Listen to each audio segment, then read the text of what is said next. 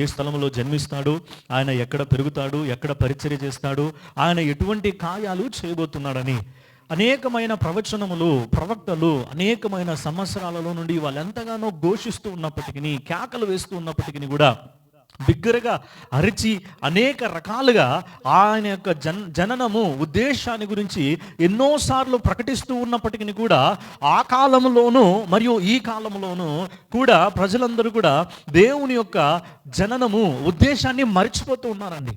అర్థమవుతుందా మీకు? చాలామంది మర్చిపోతూ ఉన్నారు. ఆనాడు యేసుక్రీస్తుని గురించి అనేకమైన ప్రవచనాలు చెప్పినప్పుడు, కాలము పరిపూర్ణమైనప్పుడు, ఆయన కన్యక గర్భములో పసిబాలుడిగా ఆయన జన్మించవలసిన స్థలము వచ్చినప్పుడు ఆయన ఈ లోకంలో జన్మించడానికి ఏ ఒక్కరు కూడా నివాసము ఇవ్వలేదండి. అర్థమవుతుందా?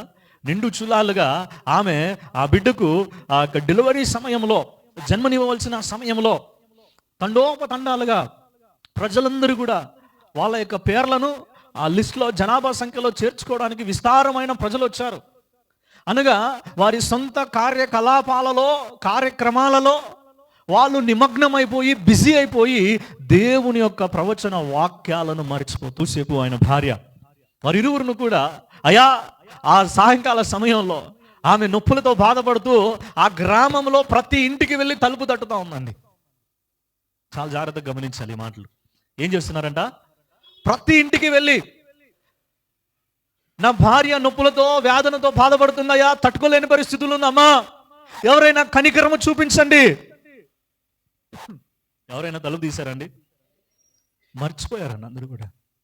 ఎవరికైనా ఒకవేళ ఇదిగో కాలము సమీపమైనప్పుడు, సమయం వచ్చినప్పుడు ఒక స్త్రీ జన్మనిస్తుంది, ఆమె ద్వారా ఒక బాలుడు పుట్టబోతున్నాడు అనే నిరీక్షణ, నమ్మకము, ఆ ఆలోచన వాళ్ళలో ఉన్నట్లయితే ఎవరైనా ఆహ్వానించేవారేమో. ఆయన్ని మర్చిపోయారు. ఆనాడు ఇజ్రాయేలీలు కూడా వారందరిని కూడా ఆయనను గురించిన, మెస్సయ్యను గురించిన, రక్షకుని గురించిన ప్రవచనాలన్నీ మర్చిపోయి వారి కొరకు, తన ప్రజల కొరకు, దేవుని వాక్యం అంటది తన ప్రజలను వారి పాపముల నుండి రక్షించుటకు యేసు ఈ లోకంలో ప్రవచనాలు మర్చిపోయారు. దేవుని వాక్యాన్ని మర్చిపోయారు. మూల మర్మమును, సత్యమును మర్చిపోయారు. ఇప్పుడు ఇదే ప్రజలు ఏమని కేకలేస్తున్నారు? అన్ని సిలువ వేయండి. ఏమంట?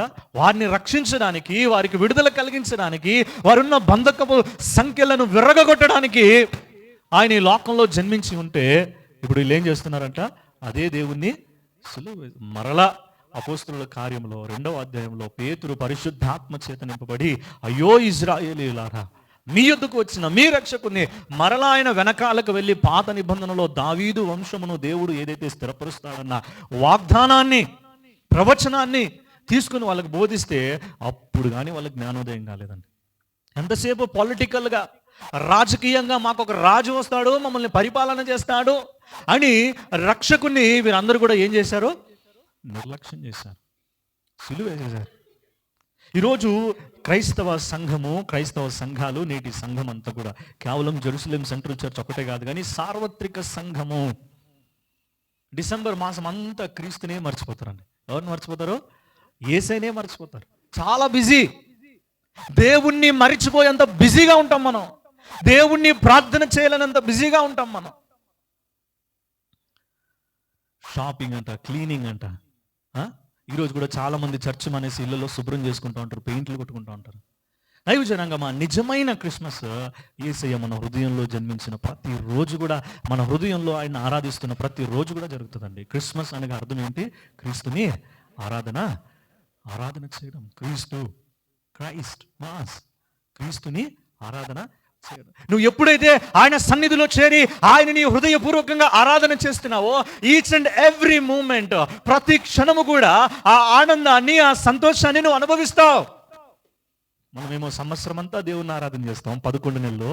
ఈ 12వ నెల వచ్చేప్పటికి ఏమైపోతాము? బిజీ అయిపోతాం. చాలా బిజీ. ఎంత బిజీ అంటే దేవుడు దీన్ని అడగడం లేదండి.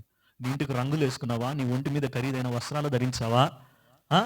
నువ్వు ఎంత అందంగా కనిపిస్తావు?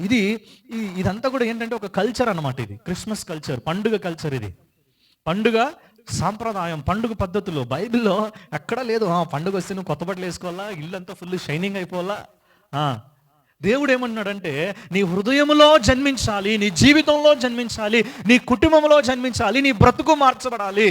దేవుని యొక్క వాగ్దానాలు నీ జీవితంలో నెరవేర్చబడాలి. ఆయన ప్రవచనములను జ్ఞాపకం చేసుకో.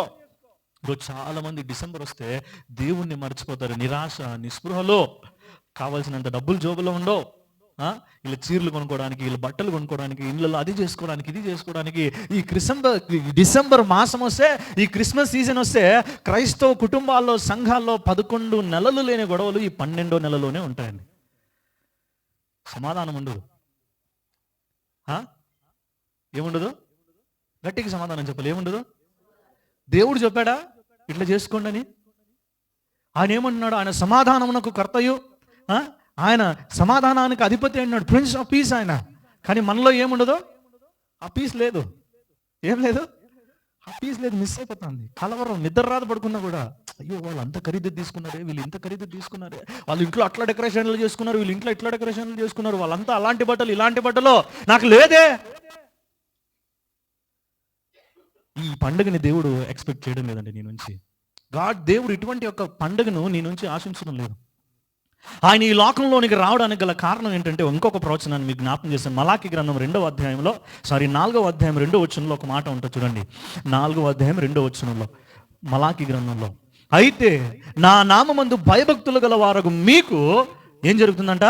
నీతి సూర్యుడు ఉదయించును, అతని రెక్కలు ఆరోగ్యము కలగజేయను గనక మీరు బయలుదేరి క్రొవ్విన దూడలు గంతులు వేయినట్లు గంతులు. ప్రైజ్ ది లార్డ్, హల్లెలూయా.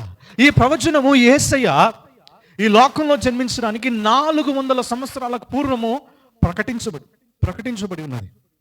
ప్రజలందరూ కూడా అంధకారములోను, చీకటిలోను, కలవరములోను, అయోమయములోను, గందరగోళములోను ఉంటే, ఇదిగో మీకు ఒక నిరీక్షణ ఉన్నది. నీతి సూర్యుడు మీ కొరకు ఉదయించబోతూ ఉన్నాడు. ఆయన ఈ లోకంలో జన్మించడానికి గల కారణము అక్కడే ఆయన అన్నాడు చూడండి. 2వ వచనంలో ఏమన్నాడంటే, ఆయన మీకు ఆరోగ్యము కలుగచేయును. ప్రైజ్ ది లార్డ్, హల్లెలూయా. దేవుడు ఈ లోకంలో జన్మించడానికి గల కారణము, మనము క్రిస్మస్ను జరుపుకోవడానికి గల కారణం, దైవజనాంగమా ఆ రోజంతా చికెన్ బిర్యానీ, మటన్ బిర్యానీ, పిండి వంటలు చేసుకొని ఇక్కడి వరకు తినేసి తిన్నదరక్క రాత్రంతా కష్టపడ్డానికి కాదండి. ఆయన ఈ లోకంలో జన్మించిన రీజన్ టు హీల్ యూ, నిన్ను స్వస్థపరచడానికి, విరిగి నలిగిన హృదయమును బలపరచడానికి ఆయన ఈ లోకంలో జన్మించున్నాడండి.